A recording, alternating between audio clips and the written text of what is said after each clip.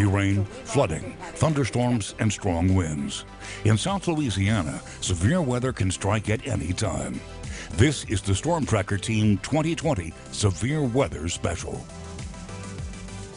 Welcome in, everybody. I'm Chief Meteorologist Jesse Gunkel. This is the 2020 Severe Weather Special. This year marked the start of a new decade, and we begin tonight by taking a look at some of the worst weather events that hit Louisiana and the Southeast in the last 10 years. On Christmas Day in 2012, an EF3 tornado moved at least 24 miles through Pearl River County, Mississippi. 8 people were injured. In 2016, prolonged rainfall caused catastrophic flooding across Louisiana. The capital region saw some of the worst. Livingston Parish was one of the hardest hit areas with more than 3/4 of homes destroyed. 8 rivers hit record flood stages, including the Amite and the Comite. 13 people were killed. On February 7, 2017, an EF3 tornado touched down in a densely populated area of New Orleans East, injuring 33 people. This would be one of 6 tornadoes to develop in the area that day. An EF3 tornado destroyed homes and hurt people also in Watson. And of course, 2019 alone saw plenty of severe weather.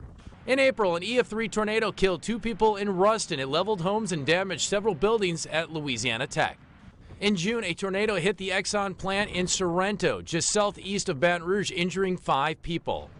In December, a tornado traveled 63 miles from DeRidder to Alexandria, killing a woman in Vernon Parish. It can take years to rebuild after weather events like these. Kara St. Cyr shows us how one man is still trying to piece his life back together after the EF3 tornado in Watson 3 years ago. It's hard to pick up the pieces of the past when there's nothing left. Dallas Irwin has been trying his best to build up from nothing for 3 years now. All of the noise and everything, I knew it was bad when I was in the house.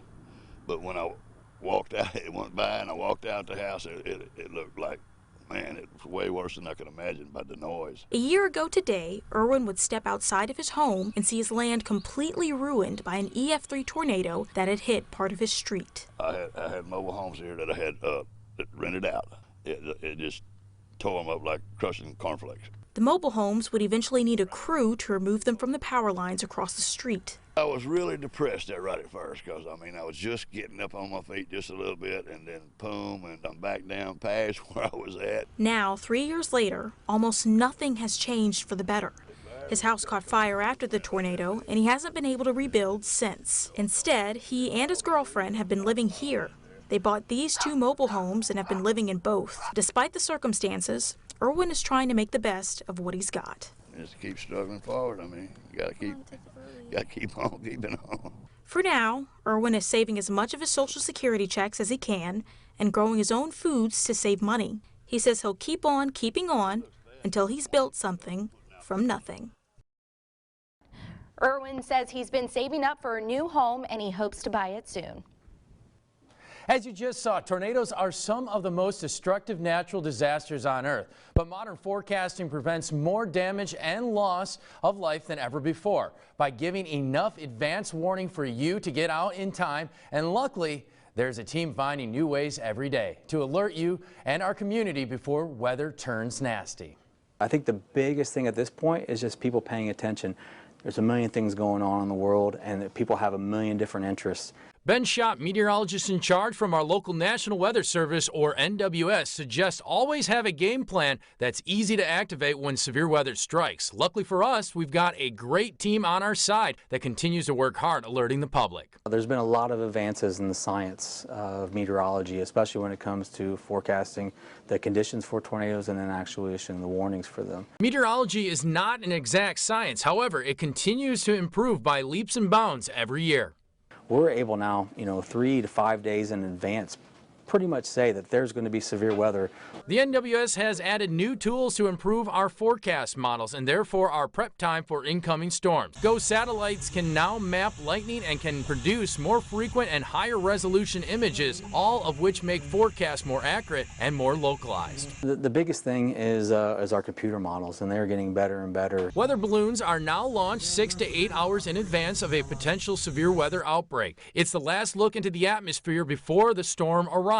Are winds turning with height? Do we have enough available moisture? Schott says these are all things that are important when it comes to issuing watches and warnings. There's also other signals. The radar technology improvements allow us to see that stuff even before the tornado is on the ground as it's descending towards the surface. With the advancement of dual pole or Doppler radar sites, it's becoming a game changer in issuing early warnings. Any increased lead time is better than none. When it comes to a tornado, 1 minute could be the difference of sleeping in bed to being in your secure and safe place. It's not 100% yet, but we're starting to get to the point where a lot of that is really allowing us to key in on that and start to issue the warning a little bit sooner than what we would have, just a decade ago.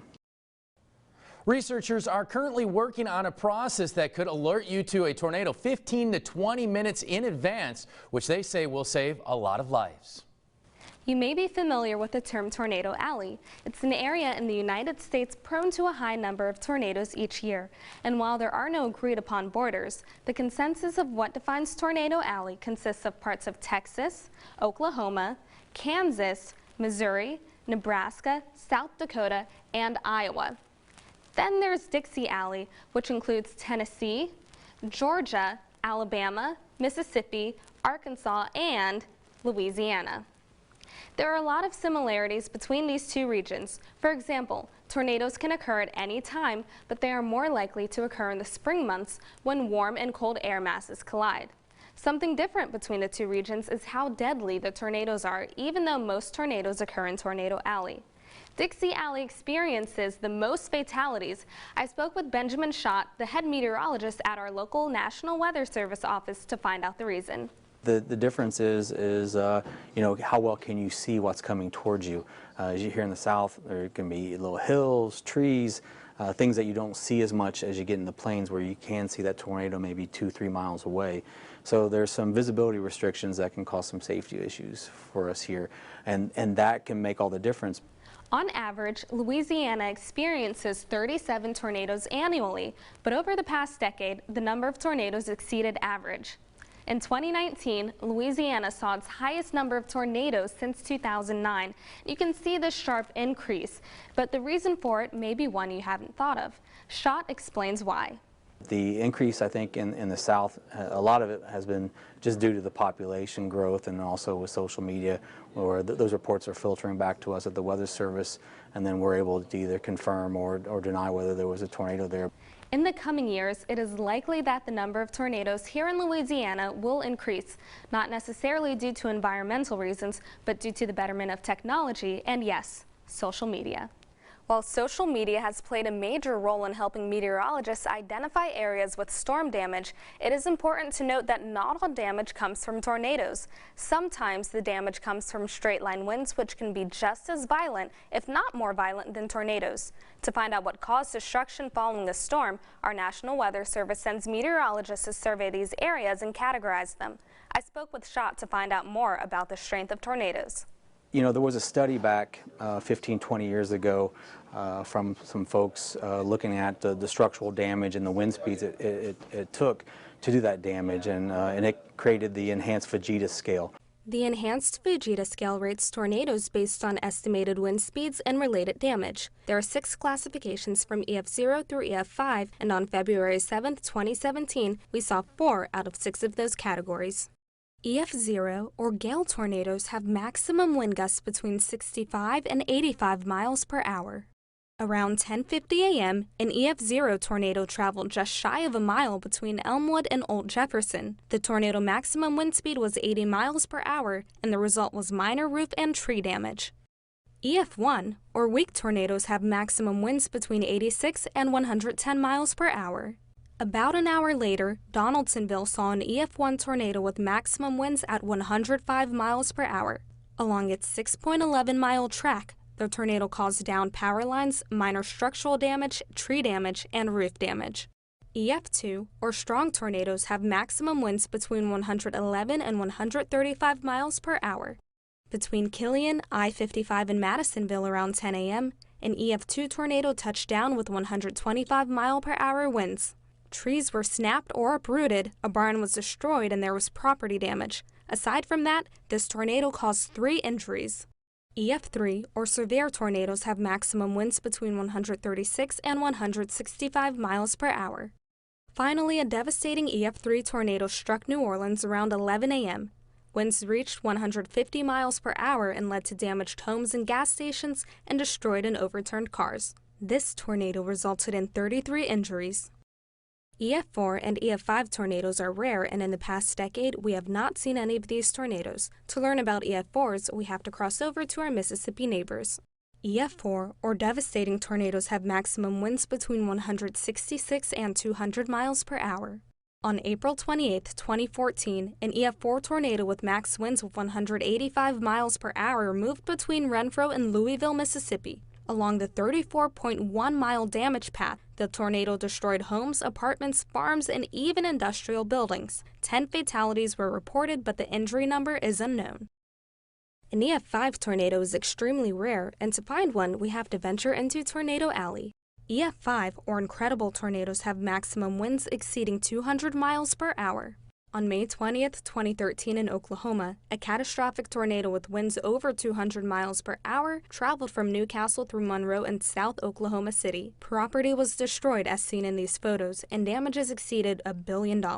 24 people died and more than 200 people were injured. Also, it's important to understand the difference between a watch and a warning. For example, just think about cooking jambalaya, a watch. We have all of the ingredients. Get ready to eat soon. The environment is now possible for tornadoes. A warning, it's time to eat. We have a tornado on the ground, or at least indicated by Doppler radar, and an emergency. No more jambalaya. It is a big deal. A significant tornado is on the ground, and it could be deadly. That's why we need to follow these safety tips. Driving in a vehicle is never safe during a tornado. Find an exit, get off immediately, and get to a gas station or box store. If you don't have a chance to get to a safe place, abandon your vehicle, get to a ditch, lay down, and cover your head. If you live in a mobile home, have an exit plan already in place. Mobile homes are not safe structures when it comes to high winds. Have another place already in that game plan, somewhere to go. It could be as simple as going to the local convenience store to find something that's a little bit more sturdy. If you're at work or school, follow the instructions of the tornado drill. Many institutions of learning, along with places of employment, already have a designated safe area in case of a weather emergency. Hallways, bathrooms usually make good and safe places to be, since they're usually window-free. You're watching the StormTracker Team 2020 Severe Weather Special with Chief Meteorologist Jesse Gunkel, Meteorologist Ashley Ruiz, and Meteorologist Jasmine Lomax. Before disaster strikes, it's important to be weather ready and have a plan, including how you'll keep your pets safe. We went to Companion Animal Alliance to get tips on making sure your four-legged friend is included in your severe weather plan. Pets depend on us, their owners, to keep them safe when danger is imminent. In the event of a disaster, timing is everything. You want to be prepared before a disaster strikes. The first step to take is to make sure your pet is microchipped and has updated ID tags. Microchipping is one of the absolute best ways to reunite a pet with their owner. It's one of the only permanent methods we have to identify a pet. Make a special emergency kit for your furry friend. The kit should include medical records, any medicine they need, a recent photo, basic first aid supplies, food and water, and bowls to put them in, beds and blankets, and an extra collar and leash. Be sure to prepare a safe space for your pet, one that you can move quickly. Take something like an airplane type crate or carrier and create a little home for them. And you should do this before an emergency even occurs.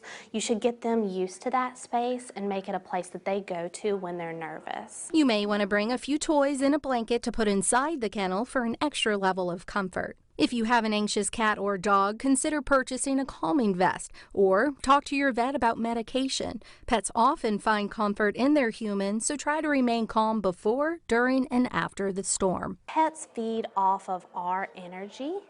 And so if you're acting nervous and you're talking to them in a high-pitched voice and you're expressing your concerns about a storm to them, they feed off that. And if you are forced to evacuate or find shelter, be sure to bring your pet with you. And if you get separated from your pet, go to your parish's shelter. So if you're in East Baton Rouge Parish, come here, look for yourself. put eyes on every animal. It's what we encourage anybody with a lost pet to do. Social media can also be a powerful tool to get word out about missing pets. Remember, severe weather can strike at any time, so it is important to have your plan ready to go all year long. For information about other pets such as horses or reptiles, you can head on over to our website, brproud.com, or download our free BR Proud app. Clouds are packed full of electrical charges. When the charge gets strong enough, the energy gets released. A bolt of lightning is formed. Lightning can heat the air to around 50,000 degrees, which is 5 times hotter than the sun.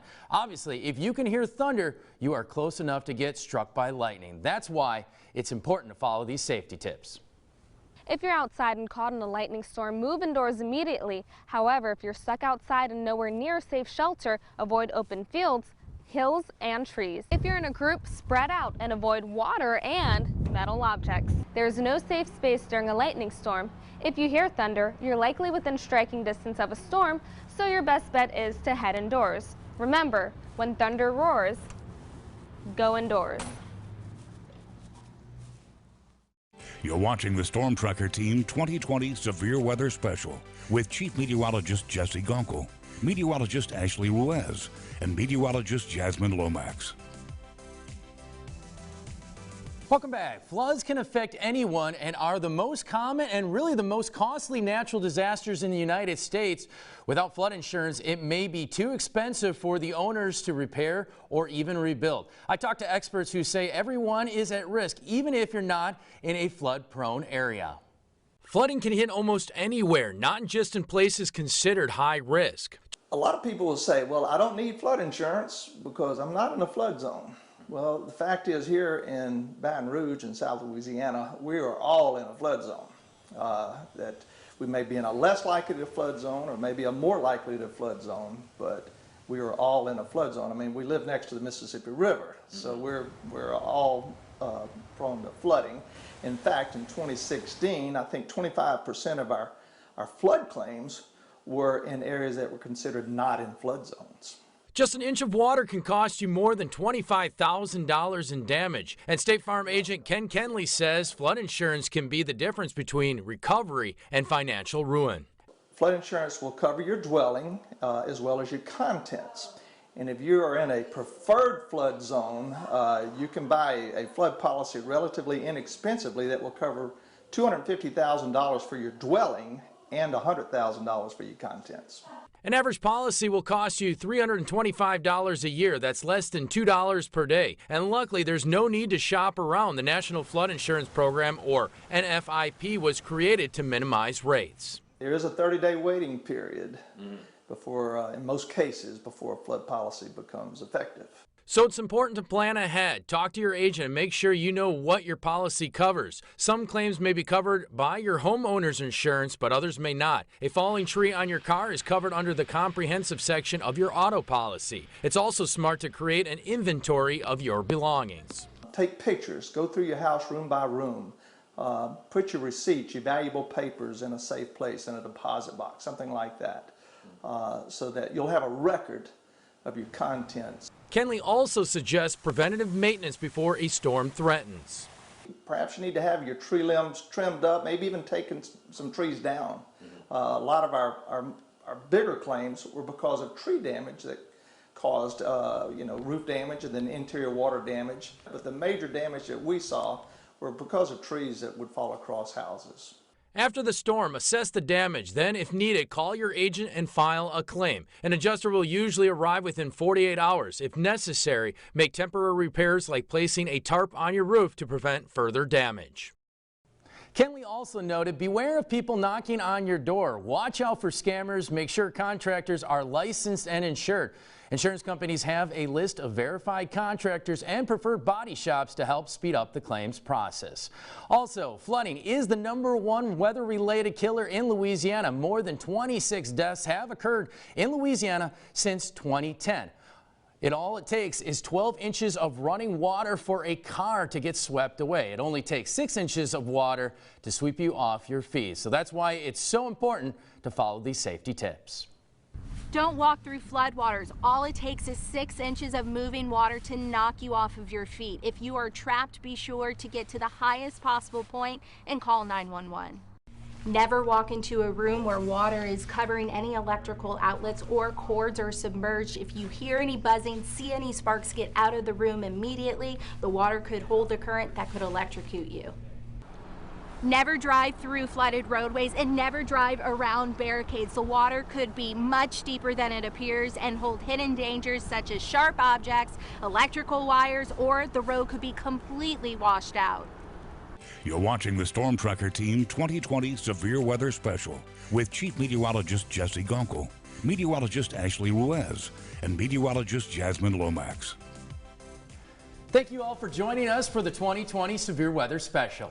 And we look forward to bringing you the latest forecasts, radar, and tips to keep you and your family safe throughout the year. Have a good night, everyone.